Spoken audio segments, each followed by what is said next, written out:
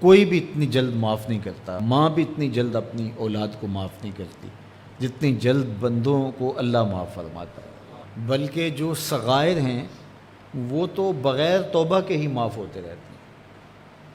فرمایا کہ جب تم وضو کرتے ہو تو اعضائے وضو کے گناہ جھڑ جاتے ہیں وضو سے، اور ہمیں پتہ بھی نہیں ہوتا۔ بہت سارے صغیرہ گناہ ایسے بھی ہیں کہ ہم ان صغائر کا ادراک بھی نہیں کر پاتے، لیکن وہ ہمارے سے جڑے ہوئے ہوتے ہیں، اور اسی طرح جب وہ ہمارے سے جھڑتے ہیں تو ہمیں ادراک بھی نہیں ہوتا کہ وہ ہمارے ساتھ جڑے تھے اور ہمارے سے دور بھی ہو گئے اور ہمیں پاک صاف کر دیا گیا۔ ایک نماز سے دوسری نماز تک کا وقت درمیان کے اندر ہونے والے گناہوں کا کفارہ ہے۔ ایک جمعہ دوسرے جمعے تک، ایک رمضان دوسرے رمضان تک گناہوں کا کفارہ ہے۔ تو یہ اللہ کی کرم نوازیوں کے رنگ، بلکہ فرمایا ہم نے تم کو جو بڑے گناہوں سے منع کر رکھا ہے، اگر تم ان گناہوں سے اپنے آپ کو بچا لو تو ہم اس کے صلے کے اندر تمہارے چھوٹے گناہ ویسے ہی معاف کر دیں۔ ایک تو ہے کہ تم وضو کرو گے تو جھڑیں گے، ایک تو یہ ہے کہ تم کچھ اعمال کرو گے تو اس کی برکت سے یہ گناہ ساتھ جھڑ جائیں گے، لیکن اگر تم بڑے گناہوں سے بچتے رہو گے تو ہم تمہاری اس بات کا اعزاز تمہیں دیتے ہوئے کہ تمہیں اللہ کے حکم کا پاس ہے اور تم بڑے گناہوں سے بچ رہے ہو، اور جو چھوٹے گناہ تم سے سرزد ہو گئے ہم اس بڑے گناہ سے بچنے کی وجہ سے وہ ویسے ہی تمہارے سے ہٹا دیں گے، تمہیں صاف کر دیں گے۔ یہ کتنی کرم نوازیاں ہیں۔ اور اگر تم نیکیاں کرتے ہو تو نیکی بھی تمہارے گناہ کو مٹا دیتی ہے۔ اللہ کے محبوب علیہ السلام نے جو 3 وصیتیں کی تھی تو ان میں سے ایک وصیت یہ تھی کہ گناہ تم سے سرزد ہو جائے تو اس کے بعد تم نیکی کرو، کیوں؟ تم ہوہا، جو نیکی ہے وہ گناہ کو مٹا ڈالے گی۔ یہ کیسا اس کا الوہی انتظام ہے کہ ہمارے گناہوں کو مٹانے کے لیے کتنے سامان رکھیں۔ چھوٹے گناہ سرزد ہو گئے ہیں تو وضو کرنے سے، نماز ادا کرنے سے معاف ہو گئے، صدقہ کرنے سے معاف ہو گئے،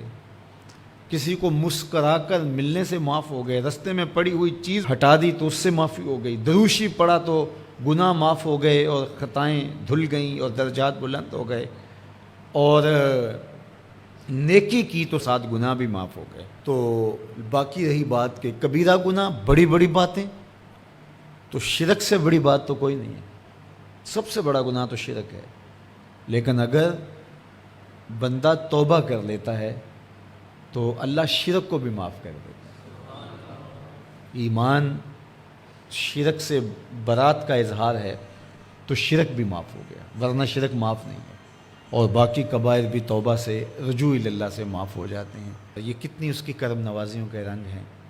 کہ اس کے حضور جب آپ آ جائیں اور اپنی معذرت پیش کر دیں تو وہ بندے کو شرمندہ نہیں کرتا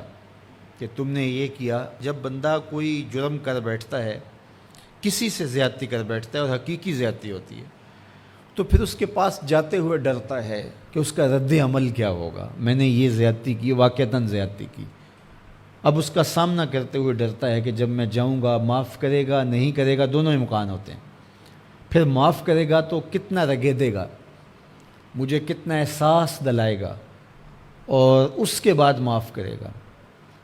تو بندے کے قدم اٹھتے بھی ہیں اور کئی وسواس اس کے ساتھ جڑے ہوئے ہوتے ہیں کہ معافی ہوگی یا نہیں ہوگی، اور میری تذلیل ہوگی